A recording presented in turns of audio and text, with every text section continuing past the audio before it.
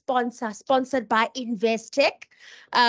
Tino here with us to give us some insights around financial wellness. So I hope you guys really take some notes so that you are financially savvy chartered accountants. Thanks, Tino. Thank you. Firstly, a very good afternoon to everyone. I hope the workshops have actually been valuable for you. We as Investec Private Bank are very honored to be a part of your journey. A lot of the time, people only hear of Investec when they are writing their CTA, or perhaps maybe once you've started earning some really good money. But everyone knows that accountants go through a very different route as a whole. So what I'm here to speak about is purely around, just to add around the actual private banking offering. But before I start, I really would like to get an understanding of who here right now is an existing client. Okay, love it. Love to see it. On your desks, you'll notice that there is a contact card. If you're an existing client, you don't need to complete it. If you're not, please just grab one of those, complete the contact card so that we can just contact you afterwards to speak to you more one-on-one basis in terms of what we offer. So what we've done from, okay, before I even get into that, let me maybe tell you a little bit about myself. My name is Tino Tenda Madzongwe. I am a accounting acquisition banker for Investec Bank, and I've been with the bank for 12 years, a very long time. Where I've had various roles throughout the bank, and thankfully I'm actually finally in the job that I feel is adding value. I recently had the privilege of traveling literally this morning from the University of Limpopo, where we hosted their first ever CTA class luncheon to celebrate those students that are out there. Because if you're not necessarily in the main university, you don't get that attention. So it speaks to what we have said as part of our value and product offering, which is we don't want to be living off society. We want to be living in society. And partnering with Ndunamu specifically and yourselves from the APC, as APC candidates, we now see exactly that, you know, there's a point where we just need to further, not necessarily control, but reinforce the value offering that you get from us as a private bank, which is why we brought on Kwanele a few days ago in session 3 to speak about financial advisory in that aspect. As our business has had to evolve, purely we were structurally focused around private bank. Now we are private bank, we are assurance, insurance, as well as travel. That'll come down the line. But as a bank as a whole, we've learned that we need to evolve. If we don't evolve, we're not going to get things right. So Kwanele highlighted a few things in the last presentation around your financial wellness. Guys, money will keep you up. It'll keep you up at night when you're looking at your bank balance and it says 157 Rand, for example. I'm not saying that's what it is, but I'm pretty sure at some stage we may have found ourselves in a situation where we are literally feeling like, but I'm doing everything I need to. How do I actually structure my life? So what we've done is the private bank offering is now centered in the sense of you get yourself 2 private bankers. Today it's myself and Lesego that look after the base that we look after. You now have access to you've always had access to the 24/7 global client support center. And most importantly, now we've brought on Investec Life as part of the business. That gives you access to a financial advisor who can look at your portfolio holistically. Reason being that we've brought that into the business is because financial advisory comes at a cost. And the cost is yours. So you may look at some investments or portfolios and the guy will say, hey, listen, go do this. This works perfectly for you. The number one thing that is very unique about our financial advisors is the fact that they are not commission earners. They are Investec employees, which means they have to give you the best independent opinion possible for you. And with that being said, what you'll find is, in general, it's quite scary. Who here perhaps has a home? Has anyone bought a home as yet? Okay. And a lot of you have taken out life insurance, obviously, to cover the property of the home, correct? Happy days. So now, should it be the unfortunate situation of you passing away, your entire life policy needs to go and settle your entire account. Our value offering has evolved to say that, listen, we need to ensure that we actually can find a way to better support you as professionals as you're growing through your career. So if we're financing your property, we've got an Investec product that's called mortgage protection cover, for example. What that means is that in your untimely passing, we will settle the bond within 7 business working days. And it comes at a fraction of what you're actually paying from a life insurance perspective.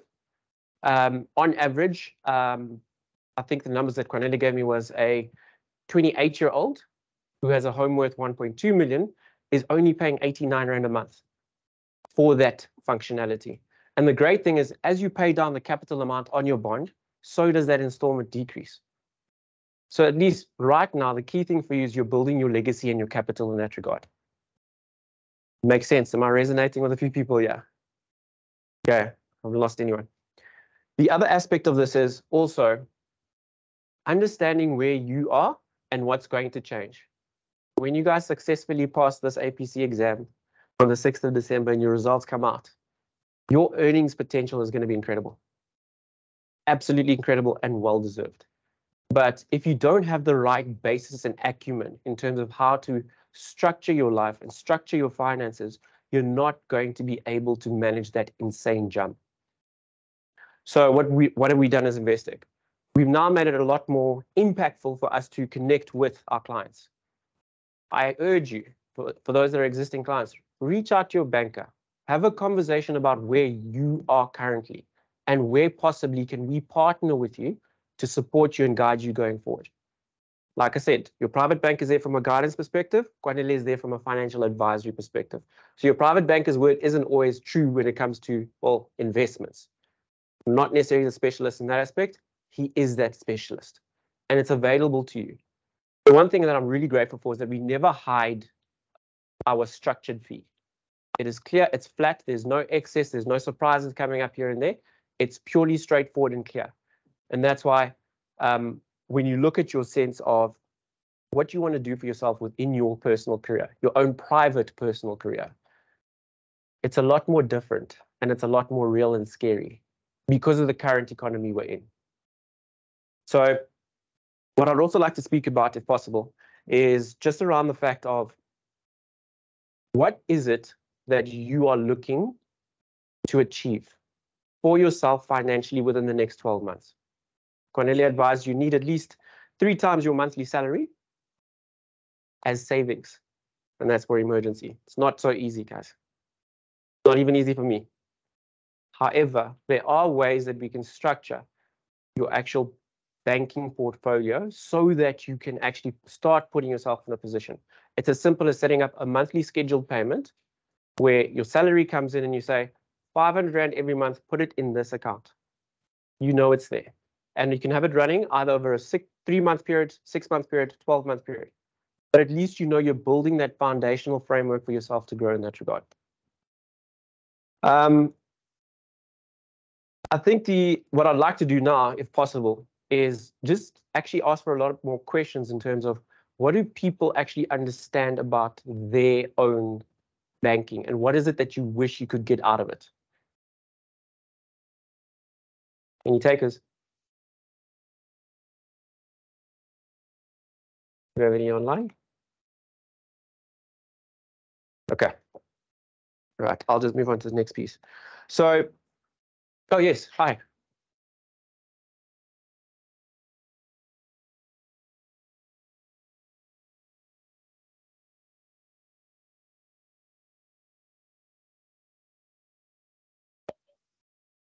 So I'd like to understand, how do I grow my cash, my wealth? I think in the last session, there was a gentleman who spoke about saving first and all of that. And that comes with understanding how the interest rates move and stuff and all of that. And when you work in the bank, it becomes really, I don't know, you become accustomed to getting whatever staff rates that you offered. I mean, people think that is an advantage, but it sometimes is not, especially when you don't intend on being there forever. You become, you sort of don't pay attention to how these things move. And when you go outside, you like get a shock of your life to say, okay, but I was used to this rate now. I need to start negotiating rates and things like that. So how do I transition nicely. I'm not saying anything about leaving my employer, Yeah. but I'm just saying, how do I become more engaged in conversations like that? Okay. The best way to become engaged in conversations like that is to be intentional. Be intentional about building the relationship you have with your banker. Sorry, there's going to be a question, Arsenal jersey, sorry. At Investec, be intentional. Call your private banker. They are available to you. WhatsApp them and speak to him or her to understand exactly, well, and have an idea in terms of what you are seeing, so that you need to do your own research. The same way you need to do research for your studies currently, you need to do the same kind of research. But you need to have an ideal picture in mind in terms of where you'd like to end up to. And then you need to have a realistic look with yourself and your financials to say, this is what my funds look like.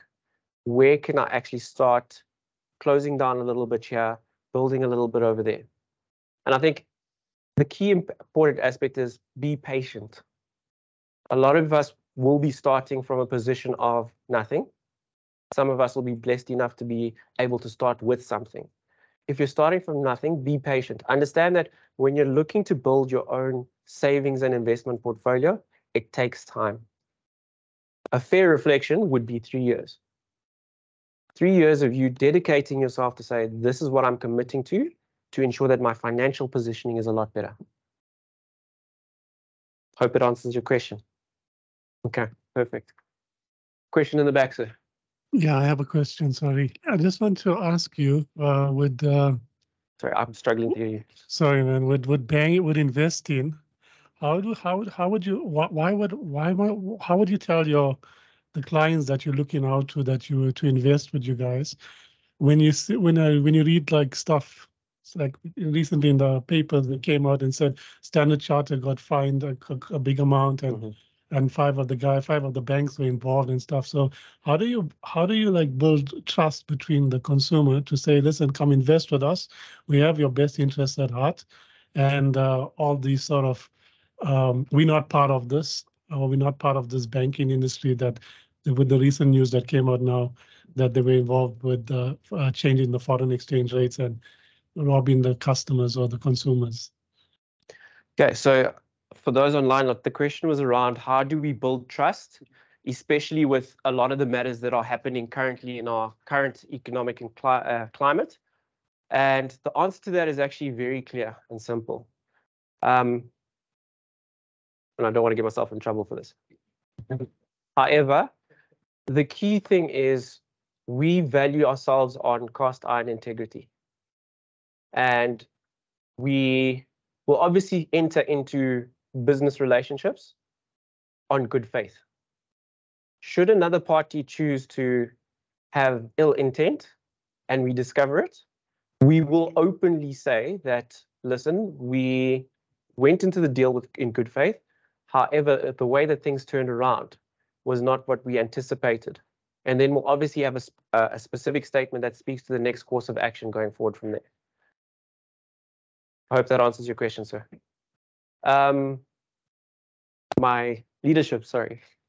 Yes, Yeah, Mr. Mokopi. sorry, I think I want to jump into that question quite quickly because I think there's a distinction between investments and savings, right? And what we can guarantee is on the savings part. Investment, obviously, the markets are volatile. Things happen all the time, geopolitical issues and everything like that, things we can't control. But we'll always be accountable where, somewhat negligence was portrayed. However, when it comes to savings products, this is where we can guarantee certain rates of return and so forth, relative to our competitors. And Tino mentioned something about go and do your research. And if you go do your research and compare like for like, you will often find that Investec Bank offers very competitive rates. I hope that kind of clarifies that question. Yeah. Yeah. Okay.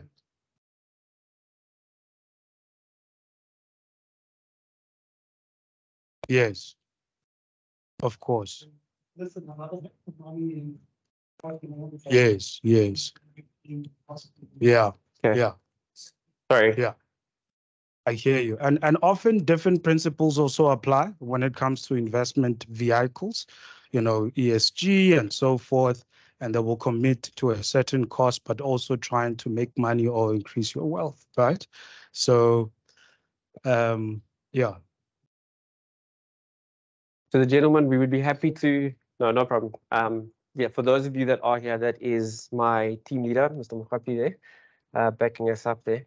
For the gentleman in the back, you are happy to have the conversation with us offline, so that we can obviously continue with the presentation in this aspect.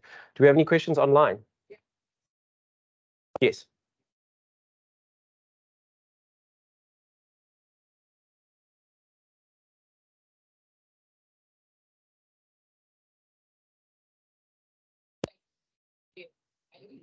Government and thought if I didn't money in the account would also, I think maybe the main increase in interest, but just seems to be moving quite slow. Okay, so with a bond, the important thing is you obviously have your installment. And I think this is the importance of research. If you were to actually research your actual bond statement, you'll see that there's an installment amount that goes off. There's an interest amount that goes off. So particularly within the first 3 years of your bond, you're majority of the time paying off interest. So the best way to possibly try and manage that would be to potentially look at saying, maybe I need to put a little bit more into my bond. The nice thing about us as Investec is we offer you an access bond. What does that mean? It means that should you pay additional funds into your bond, those funds will still be available to you. However, if you are paying additional funds, and I think this is the important thing that you don't necessarily see, is that you need to contact your bank and tell them to capitalize the fees. So they literally are then going to go and take the additional funds and break it down against the outstanding capital, which then means the interest you're being charged is less, along with your installment still remaining the same, but now you're able to now pay down your bond. A nice thing about us is that if we're financing your bond and the debit order goes off of your private bank account, we don't charge you that monthly fee. I don't think anyone's taken an opportunity to look at how much that monthly fee is over a 23-year period. 14,869 Rand. Additionally, just from a monthly fee. And should the banks or the bank you're financing with choose to now increase their actual fees, that amount goes up as well. So it's very important that you, as thorough as you are in your profession, you need to be as equally thorough in your financials. Okay, any other further question? Yes. I'm just going to walk down so I can, yeah. Yeah, thanks so much. I just wanted to find out how should you structure your salary in terms of investments and savings. So when I say structure it, you have your salary coming in, what percentage of that should be allocated to short-term savings and then long-term investments? Okay, so for those here, sorry. Sorry. For those here, the question was, how do you structure your salary in terms of then making sure that you've got savings, investments, etc.? I'm allowed to give guidance, not financial advice. But what I would say, and what Cornelia said, is let's sit down and let's actually have the one-on-one conversation. Okay. Build wealth. Yes. To build wealth for yourself. What would you say as a template would be the best format or the best structure for you to then set up short-term savings and then long-term savings? Investments, sorry. Okay. Can I allow Mr. Mokhapi to answer you behind it, because I can see he's jumping like crazy. Sorry, Mokhapi, could you mind just outside voice, please, so that people in here can hear? Oh, okay. Thank you. So, so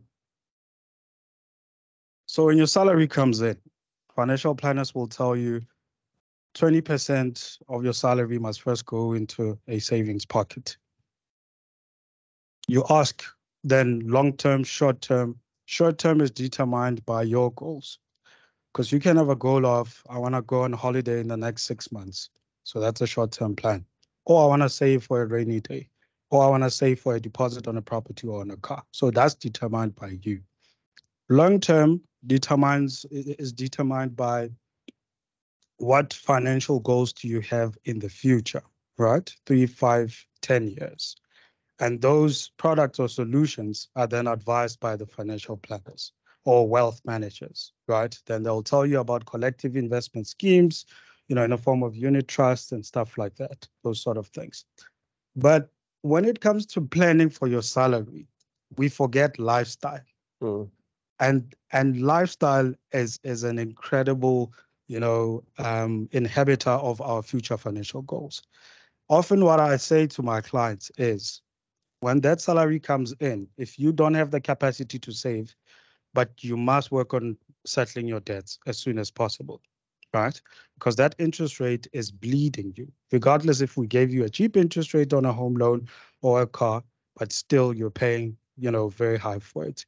And one of the ways to do it is, first day of the month, wait for your debit orders to come off. Make sure your bond is paid, car is paid. If you have rent is paid, insurance is paid, medical aid is paid. Because when it comes to insurance, we tend to shortchange ourselves and be like, I can be without this one. But you never know what's going to happen tomorrow. So make sure that those obligations are taken care of. And whatever that is left, you divide by 4. 4 meaning 4 weeks. And for every single week, that's what you're going to spend. And it's an indictment unto you that you must stay disciplined. And I promise you, if you do that for 3 months, you will start to have the capacity to save, because you do have the discipline in how you are spending your salary. I hope that answers your question. Okay. Thank you, sir. Okay. I think I got about 5 minutes left. So just to wrap up, guys, from my side, I would like to encourage you to allow us to reach out to you, have the conversation. You do qualify to bank with Investec, just purely through your qualification. There are conditions that may come into play, which is your current financial standing. So say, for example, you've been missing your debit orders here and there. It's not ideal. And the impact for you guys is a lot greater now, because in the next 6 weeks, well, 8 weeks, your lives are going to change. And you're going to be in the position to try and do more, and you'll find yourself extremely frustrated knowing that you couldn't. So the first thing I would advise is, let's have the right kind of conversation. Let's make it constructive. Let's make it impactful. And then let's walk alongside you. We're not here to lead you. We're here to partner with you and watch your success. Thank you very much from my side.